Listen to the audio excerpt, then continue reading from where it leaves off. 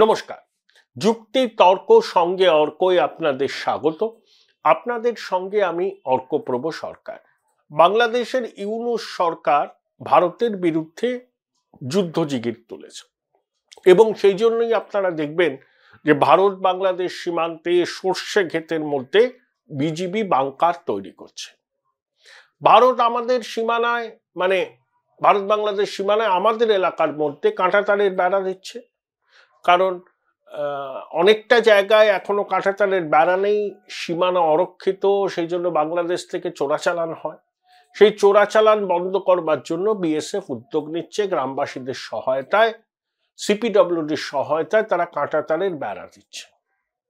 এতে বাংলাদেশের ইউনূস সরকারের আপত্তি। তারা বলছে যে ভারত বাংলাদেশের সীমান্তে এই সমস্ত চুক্তি আছে, সেই চুক্তি লঙ্ঘন করে ভারত সরকার বাংলাদেশ সরকারকে অন্ধকারে রেখে এই বেড়া দেওয়ার কাজ করছে। সুনামগঞ্জে বিএসএফ এর গুলিতে একজন অনুপ্রবেশকারীর মৃত্যু হয়েছে। এই নিয়ে বাংলাদেশের বিদেশ মন্ত্রক ঢাকায় ভারতীয় হাইকমিশনার প্রণয় বর্মাকে ডেকে পাঠিয়ে আলোচনা করেছেন, হয়তো অসন্তোষের কথা জানিয়েছেন। অর্থাৎ বাংলাদেশ এটা করবে, কারণ বাংলাদেশের বর্তমান আর্থ সামাজিক এবং রাজনৈতিক পরিস্থিতি যা, বাংলাদেশ গৃহযুদ্ধের মুখে দাঁড়িয়ে আছে। সাধারণ মানুষের ক্ষোভ চড়ছে। তা এখন সর্বক্ষেত্রে ইউনূস ব্যর্থ, তো তাই এখন এই ভাষ্যটা তৈরি করতে হবে। এই মুহূর্তে বোধহয় ভারত বাংলাদেশকে আক্রমণ করবে, ভারত সীমান্তে বেআইনি কাজ করছে, ইত্যাদি ইত্যাদি। সেই জন্য বারবার ওই ঢাকায় ভারতীয় হাই কমিশনারকে ডেকে পাঠানো হচ্ছে। অর্থাৎ এগুলো একটা ন্যারেটিভ তৈরি করার চেষ্টা। তার আগে হাসিনাকে ফেরতের জন্য একটা কূটনৈতিক নোট পাঠিয়েছিল বাংলাদেশ, এবং সেটা প্রথমে স্বরাষ্ট্র সচিব, তারপরে বিদেশ স্বরাষ্ট্র মন্ত্রকের উপদেষ্টা, তারপরে বিদেশ মন্ত্রকের উপদেষ্টা জানিয়েছেন। ভারত বলেছে হ্যাঁ পেয়েছি, এখন এই নিয়ে কিছু ভাবছি না। আসলে ভারত সরকার এই কূটনৈতিক নোটটাকে ডাস্টবিনে ফেলে দিয়েছে, কারণ ভারত সরকার বাংলাদেশের ইউনূস সরকারকে পুরোপুরি কূটনৈতিক স্বীকৃতি দেয় না।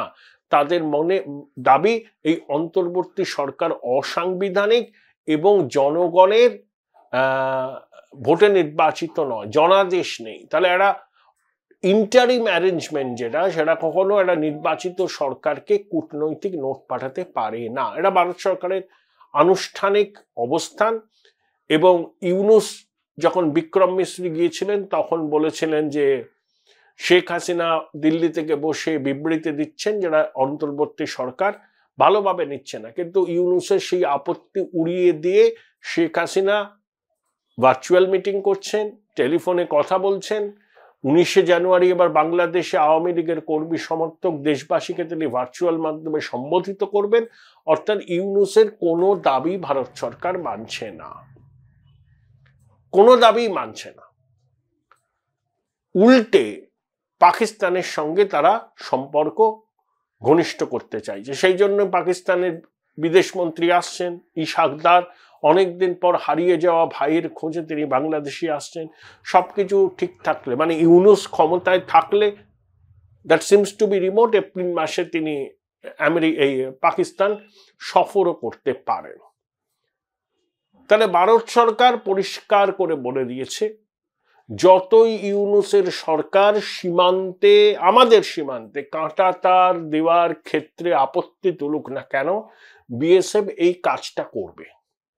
কারণ আমাদের সীমানা সুরক্ষিত রাখার দায়িত্ব ভারত সরকারের, এবং বাংলাদেশ থেকে অবৈধ অনুপ্রবেশকারীরা যাতে ভারতবর্ষে ঢুকতে না পারে সেটা নিশ্চিত করার দায়িত্ব বিএসএফ এর।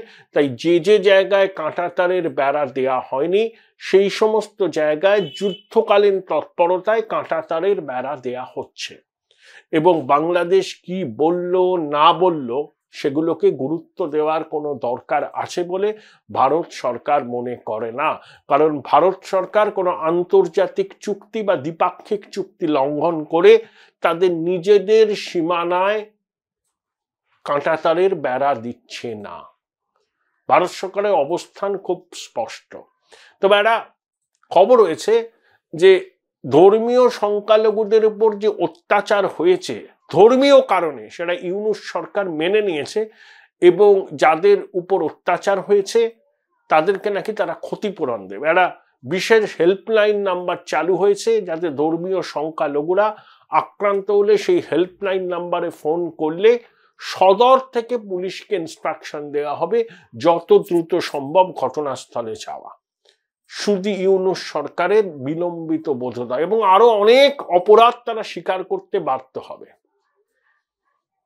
সবে তো কলির সন্ধে, দেখুন না, ইউনূস সরকারকে নাক দিতে বাধ্য করব আমরা, কারণ যে অপরাধ তারা করেছে বাংলাদেশের ধর্মীয় সংখ্যালঘুদের উপর তার কোনো ক্ষমা নেই। এই যে মাজারে আক্রমণ হচ্ছে, বাউল আখড়ায় আক্রমণ হচ্ছে, ধর্মীয় সংখ্যালঘুদের মন্দিরকে অপবিত্র করা হচ্ছে। আমাদের প্রধানমন্ত্রী যশোরেশ্বরী কালী মন্দিরে সতীপীঠে মাকে সোনার মুকুট দিয়েছিলেন, চুরি হয়ে গেছে, এখনো উদ্ধার হয়নি। Join Indian Institute of Hotel Management now. Right choice, right decision. তবে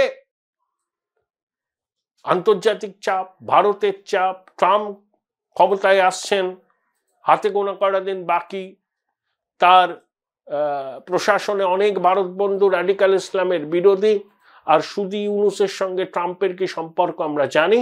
তাই আসতে হলেও একটা কোর্স কারেকশন করার বার্তা দিচ্ছে বাংলাদেশ। কিন্তু দুরাত্মার ছলের অভাব হয় না তো, ইউনূস আর তার জঙ্গি সাথীরা দুরাত্মা, এর মধ্যেও কোনো ছক থাকতে পারে, মানুষের চোখে ধুলো দেওয়ার ছক থাকতে পারে, আন্তর্জাতিক মহলকে টুপি পরানোর ছক থাকতে পারে। তাই না আঁচালে বিশ্বাস নেই। অতীতেও ইউনূস অনেক বড় বড় কথা বলেছেন, কিন্তু কার্যক্ষেত্রে বাস্তবে রুক্ষ মাটিতে তার একটাও রূপায়িত হয়নি। আগে হোক, তারপরে আমরা বলবো আমাদের কি সিদ্ধান্ত। তাই ভারতের হাই কমিশনারকে ডেকে পাঠালে ইউনূস মনে করছে যে ভারত সরকার সীমান্তে বেড়া দেওয়ার কাজ বন্ধ রাখবে। কখনোই রাখবে না। আমরা আমাদের আন্তর্জাতিক সীমান্তে কাঁটাতারের ফেন্সিং দেব, বাংলাদেশের বলার কি আছে? তারা কি ইউনূসের জঙ্গি সহযোগীরা চাইছেন বর্ডার উন্মুক্ত থাকুক, যাতে আনসারুল্লাহ বাংলার জঙ্গিদের ভারতে প্রবেশ করানো যাবে, ভারতকে নাশকতা করা যাবে, চিকেন নেককে আক্রমণ করা যাবে, চোরাচালান, মাদক, অস্ত্রশস্ত্র, জঙ্গিকে পাচার করবে খোলা সীমান্ত দিয়ে? সেজন্য ভারত সরকার যখন সীমান্তে কাঁটাতারের বেড়া দিতে চাইছেন, তখন ইউনূস তার সরকার আপত্তি করছে, ভারতের রাষ্ট্রদূতকে ডেকে পাঠাচ্ছে।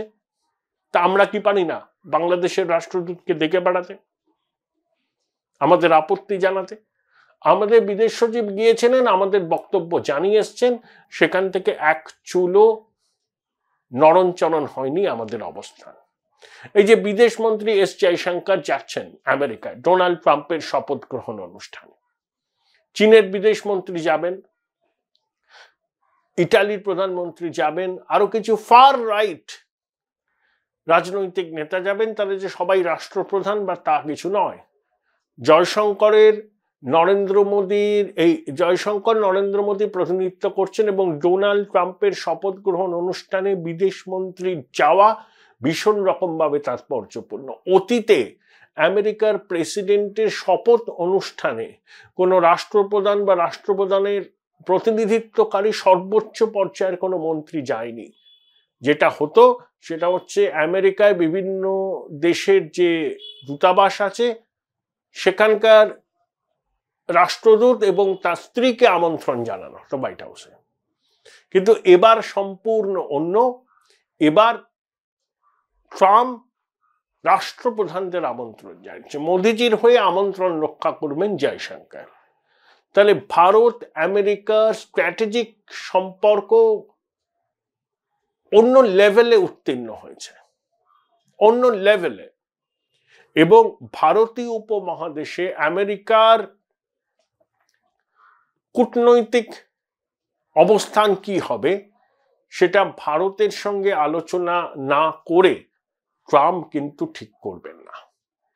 অর্থাৎ ভারত বলুন, পাকিস্তান বলুন, নেপাল বলুন, ভুটান বলুন, এমনকি শ্রীলঙ্কা বলুন, মালদ্বীপ বলুন, এই সমস্ত দেশের সঙ্গে আমেরিকার কূটনৈতিক সম্পর্ক কিরকম হবে সেটা কিন্তু নরেন্দ্র মোদী কি ভাবছেন তার উপর অনেকটা নির্ভর করবে, এটা ওয়াকিবহাল মহল মনে করছে। এবং ইউনুস নিজেও জানেন, এটা সাক্ষাৎকার না নিউ এজ নাকি পত্রিকায় দেওয়া সাক্ষাৎকারে তো স্বীকার করেছেন যে নরেন্দ্র মোদী এবং ট্রাম্পের যে ঘনিষ্ঠ সম্পর্ক আছে তার মাসুল বাংলাদেশকে দিতে হবে। অর্থাৎ ক্লিন্টন প্রশাসন বা বাইডেন প্রশাসনের ডিপ স্টেট বাংলাদেশে রেজিম চেঞ্জের জন্য যে চক্রান্ত করেছিল তারই তো ফসল ইউনুস সেটা জানেন। তা ইউনুস এবার কিন্তু ট্রাম্পের কাছ থেকে প্রত্যাঘাতের আশঙ্কা করছেন। তিনি জানেন যে তার গদি টলমল, যে কোনো মুহূর্তে তিনি বাধ্য হতে পারেন ইস্তফা দিতে, এবং তিনি কিন্তু বেশি দিন ঢাকার মসনদে থাকতে পারবেন না, সেটা আপনারাও জানেন, আমিও জানি, ইউনুসও জানেন। কারণ রিপাবলিকানদের সঙ্গে ইউনুসের সম্পর্ক ভালো না এবং ট্রাম্পের সঙ্গে তার সম্পর্ক অত্যন্ত খারাপ। এবং ট্রাম্প কিন্তু ব্যক্তিগত সম্পর্ককে গুরুত্ব দেন। যেমন হাঙ্গেরিকে খুব একটা বড় দেশ, হাঙ্গেরির রাষ্ট্রপ্রধানকে ট্রাম্প আমন্ত্রণ জানিয়েছেন। কেন জানিয়েছেন? ব্যক্তিগত সম্পর্ক। এবং ট্রাম্পের রাজনৈতিক যা দৃষ্টিভঙ্গি, এই সমস্ত নেতাদের রাজনৈতিক দৃষ্টিভঙ্গিও তাই। তা এই স্কিম অফ থিংসে ইউনুস খাপ খান না, ইউনুস নেই। ট্রাম্পের চিন্তা ভাবনার 500 মাইলের মধ্যে ইউনুস নেই। নরেন্দ্র মোদী যেটা ভাবছেন বাংলাদেশ ইউনুস প্রশাসন সম্পর্কে, ট্রাম্পও ঠিক সেই কথাই ভাবছেন।